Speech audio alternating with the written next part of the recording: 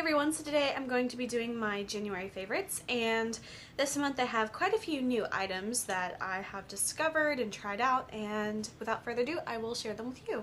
So the first favorite I have is the Maybelline Rocket Volume Express mascara, and it's just been so long since I've tried a mascara that has actually done something for me. I feel like my eyelashes, they look longer, it gives a little bit of volume, and they're darker. And I have tried so many mascaras, and I'm kind of picky about my mascaras because I don't like to have more than one open at one time, and so I don't try a whole lot of things all at once, and it kind of gets frustrating for me because I don't like just throwing away a mascara if I don't like it.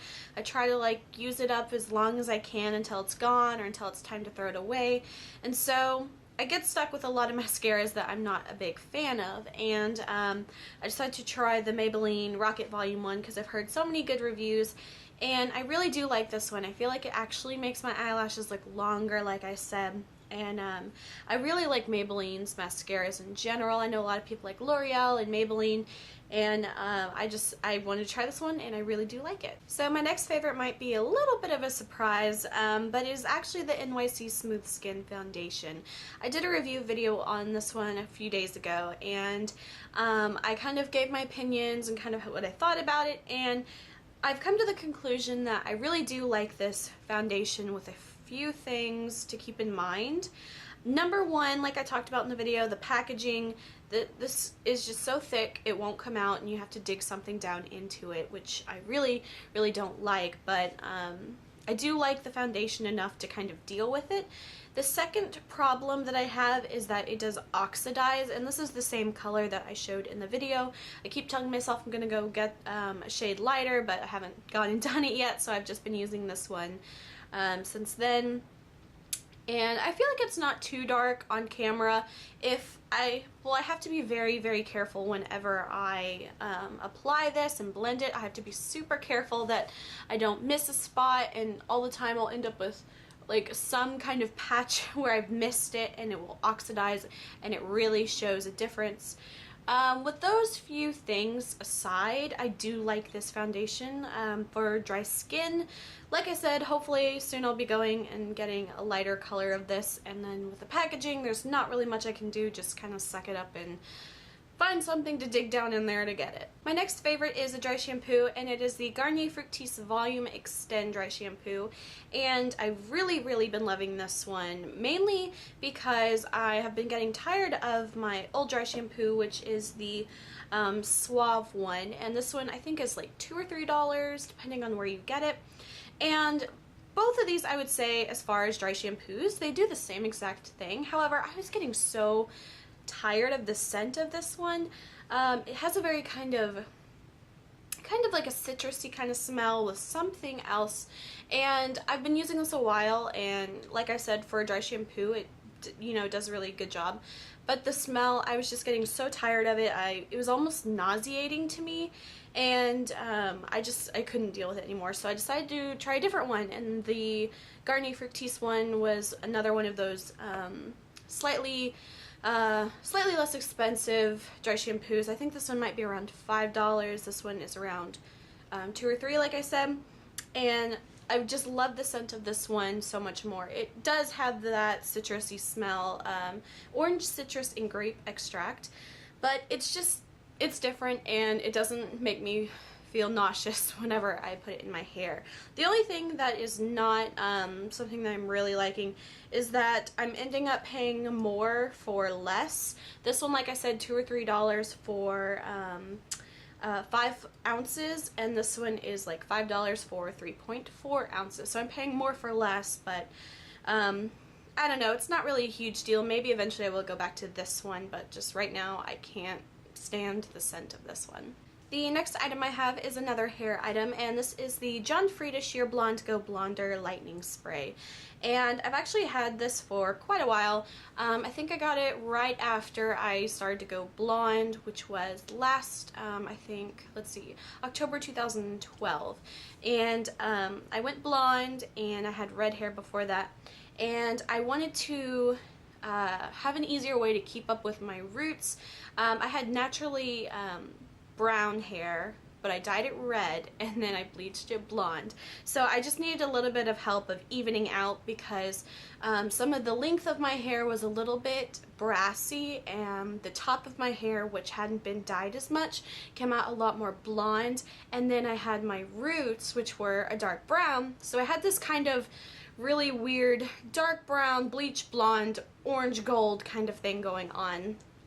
And I decided to try the Sheer Blonde Go Blonder Lightening Spray. If you are familiar with the product Sun-In, it's essentially the same thing, except it's more expensive and in my opinion works a lot better. The problem I have with Sun-In is it typically turns my hair kind of yellowy, brassy, and that's completely not what I'm going for. I really like the kind of really light kind of blonde color. I don't really like the goldeny blonde that much. But this one I think is doing a really good job. I'm going to be doing a review over it within the next few weeks. I've been using it. I don't know if you'll be able to tell right now, but in person I can tell after just about 3 uses I've done so far, I can tell it's really helping even out my hair color. So if you can see, I have a bit of roots here, and I had dyed my hair right here with a absolute blonde, I think L'Oreal Feria, or maybe, I can't remember exactly the name, but I used that one and I loved that dye because it just made my hair like the exact same color here.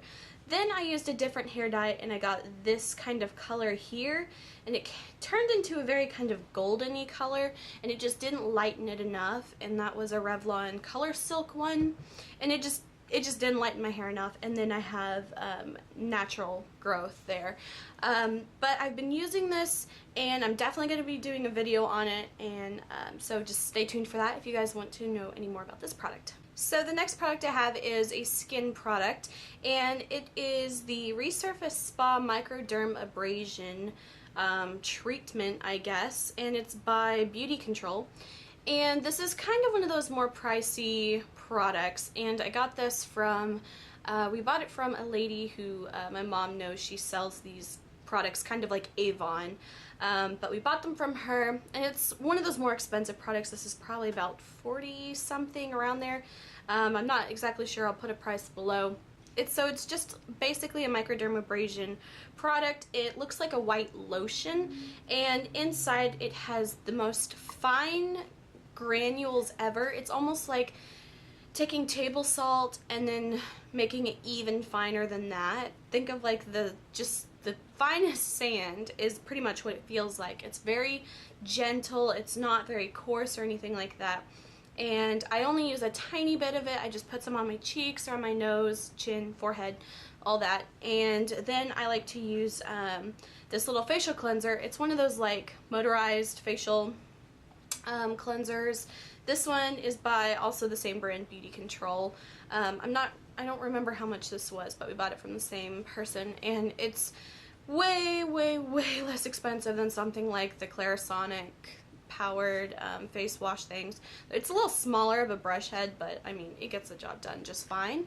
And I use those two together, and it just makes my skin feel completely smooth. And I have dry skin, and it flakes, and it's really something that I kind of struggle with, because no matter how much lotion or oils I put in my skin, it just always feels really dry, and I'll get dry patches around my cheek area and just all over, and this really helps me kind of renew my skin. So like I said, this is a more expensive product.